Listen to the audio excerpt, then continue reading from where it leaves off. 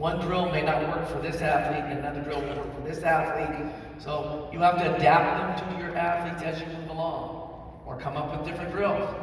I can tell you how we all come up with our drills. I'm sure you've done it too. You have an idea in your mind about a drill, you put it together, and you go, oh, that's good, or whoa, that's not what I thought it was going to do, and you throw it away. You got to experiment. You got to have drills. You got to make sure that they understand the drills. I was just at Region 5 Hot Shot Camp last week with Dave. And one of the things I tell all the athletes is, coaches don't coach drills. Coaches set up drills. They explain the drills, and then coaches go to the bars, and they coach bars. Whose responsibility is it to do the drill correctly? The athlete. There's nobody in this world, unless you have a lot of money, that's going to set up 5 drill stations and have a staff person at every drill station. This is not possible. So what you have to do is your athlete has to have enough self-responsibility to do the drill correctly on their own. I told them, if you just walk to the drill and you're talking about what you're going to do after workout and you kind of slop your way through the drill, that's what your skills are going to look like. But if you spend a lot of time and a lot of focus on that drill, you'll get something. That's really, really important because we all drill. We all drill. But where do you guys put your drills? I never put them behind me. I always have my drills at my sideline so that if I do see that one kid kind of messing up, I can quickly give them corrections. I never have my drills way on the other side of the gym or where I can't see them because I want to be able to kind of correct the drill if I can catch it out of the corner of my eye or whatever. I'll show you this one more time.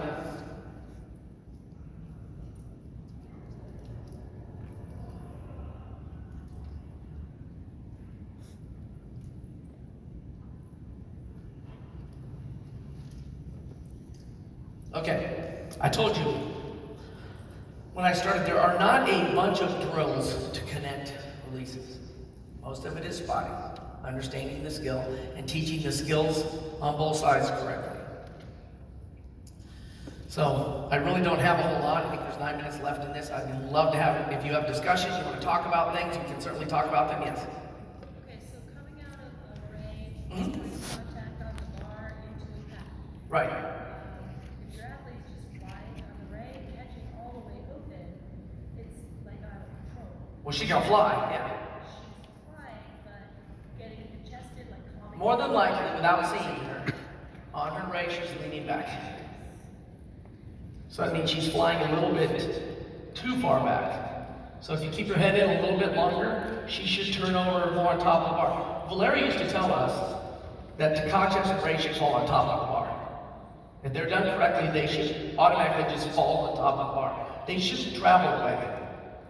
They should almost fall on top. So I would think she's probably moving her shoulders or her head too early without seeing her. Anything else? I hope this helped a little bit.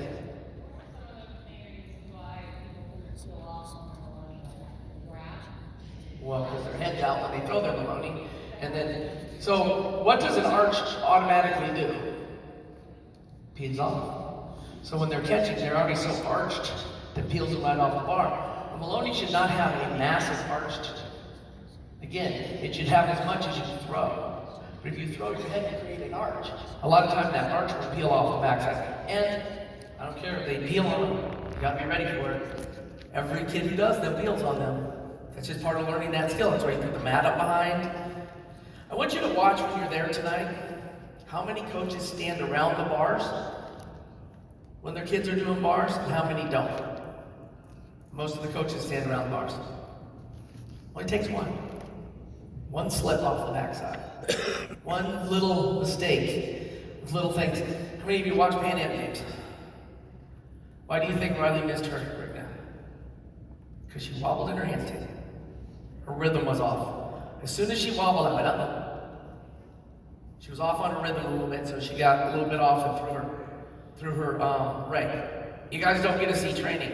Those girls aren't 100% all the time. They fall in their training. You have to be prepared for them.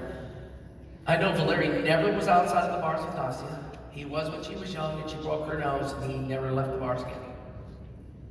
I always hung around the bars with my athletes. Used to be we couldn't be up there unless they had release moves. Well, pretty much everything's a release move now. So I like to stand on the bars. I like to be there for them. I like to talk to them while they're going.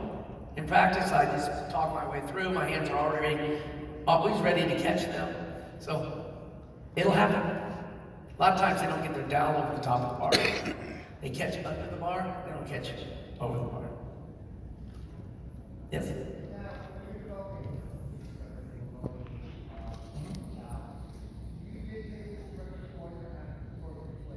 I mean, with which circle? All of them. I always teach from the toe hand first. And then if they have a strong enough staller, I'll go that direction. The hardest of all three is the Chopin, or the Hindorf, with the free hip circle. Free hip has more margin of error in the circle than the other two do. But, no.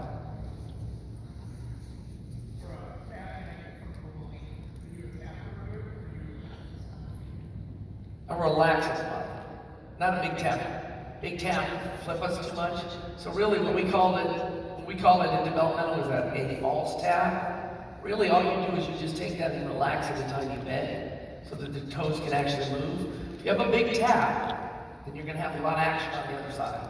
So just very small. Yes.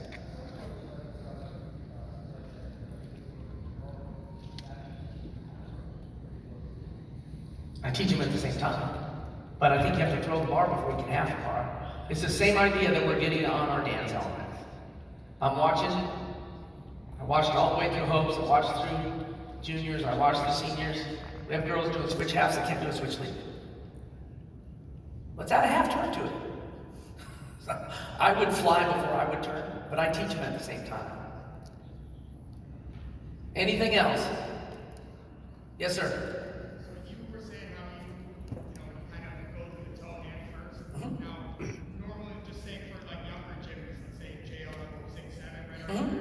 Mostly you're going to be seeing free hips.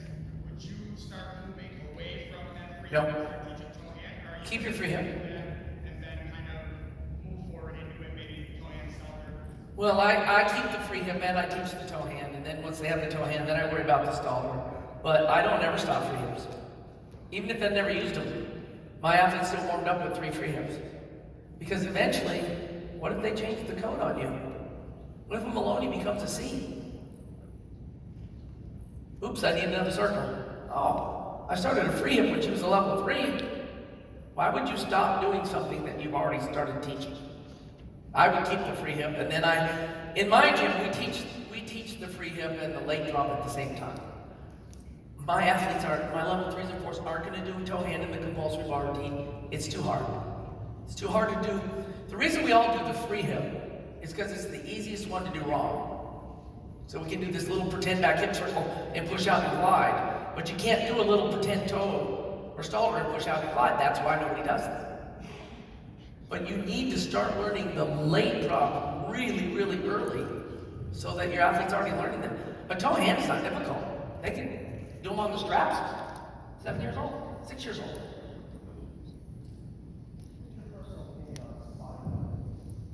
Well, I think it's fine. I know there's lots of coaches who swear by it. I've never used development in my entire career. Not once. I just spot. Well, I don't anymore. I taught somebody else to spot them, but I've always just hand spotted them. But nothing wrong with it. You gotta pull it at the right time. I do see some people use the belt and they pull too early. So they pull the hips too early before the athlete has a chance to throw. You've gotta do it at the same time as the throw, or you're going to create the arch before the throw. Anything else? Yes, sir? Sure.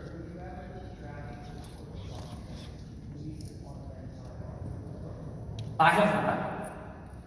But, like I said, there's no right or wrong way to do anything. Technique is technique, and biomechanics is biomechanics. How you get there, what drills you get there, it's up to you. You want to do it on the men's bar, and it works for you, go for it. You know what the easiest place to do a kip is on the P-bars. If you athletes struggle, put her on the end of the P-bar. She get her hands on top a little bit quicker than on the regular bar. You just have to adjust. Somebody asked me one time at a clinic what I thought made a good coach. I said, number one, problem solver. You have to figure out the problem of that athlete and solve it somehow. And if it's not in your ideal technique, to figure out a different way for that athlete to get it done. And then the second thing is you need to be a motivator, not an intimidator. Remember that. Motivate your athletes. They'll go where you want them to go. All right, thank you guys. Good luck to you all.